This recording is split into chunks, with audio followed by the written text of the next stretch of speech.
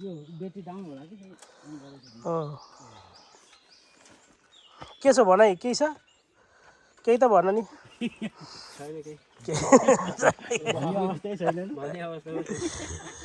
Pradeep sir बाटो के छ बाटो बाटो त खतरनाक है यस्तो बाटो तर एउटा यस्तो घरमा अर्कोचोटि हामी जुन सुन्ता गरेर फर्केको थियौँ नि त्यो चाहिँ ढोडेन निस्किँदै थियो कि ढोडेन चाहिँ फेरि कालीगण्डकी अनि त्यो अघिको बाटोमा पुलमा त निस्किन्छ नि अब यो बाटो त खै तर उहाँदेखि मौला गाली त यता यो बाटो कहाँ आयो कता ल्याएर थाहा हर्दी केलादी आइएछ कि कता यो हर्दी केलादी भनेको के तेल सकिन लाग्यो कि धगल्ली अब प्लेन धगल्ने हो कि अब माथि उडिरहेको तेल भ्याइन होइन कि कता कता भन्छ नि त अनि डिरेक्सनै थाहा छैन ल्याउ न खिच्नु न ल कस्तो भइरहेको त बाइकको कन्डिसन यस्तो छ मान्छेको धुलो आमा यस्तो छ यहाँको झन् धुलो यहाँ कुकुरले चाहिँ नहानिहालिन्छ खुट्टा उहाँ हाँसेरै धुलो परिसक्नु भयो होइन उहाँ हाँसेरै उहाँ पुरै तर एउटा उहाँ यो पाकिस्तानी चप्पल अरू भयो यो चुन्टिन्छ पाकिस्तानी चप्पल कहाँ लाएर आएको छ नि यहाँ जङ्गलमा यो पाकिस्तानमा उहाँले साउदी अरबबाट किनेर ल्याएको भयो हो होइन अरू भयो लोकल भयो यो म्याजिक स्याजिक भयो चुटिन्थ्यो सर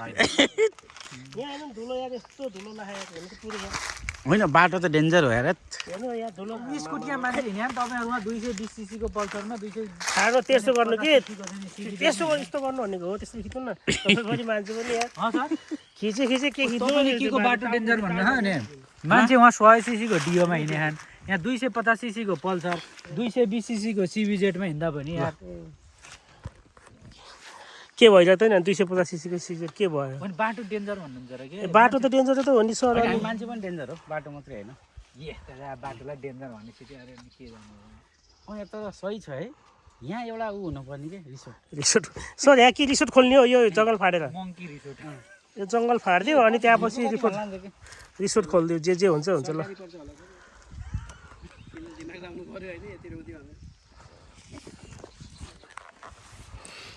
ल गाइज यहाँ हेर्नु त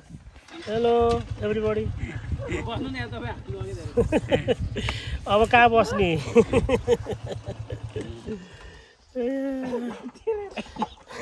अब अन्तिम अवस्था तेल छैन अब तेल छैन अरे बाइकमा धकल्ने स्थिति छ गाइज होइन ल तेल हुन्छ यसले इन्डिकेटरले मात्र उडे यार यत्रो तेल हुँदाखेरि पनि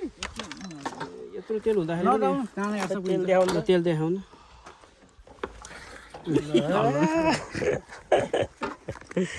अनि यो त हावा फु गर्दा नि जान्छ जति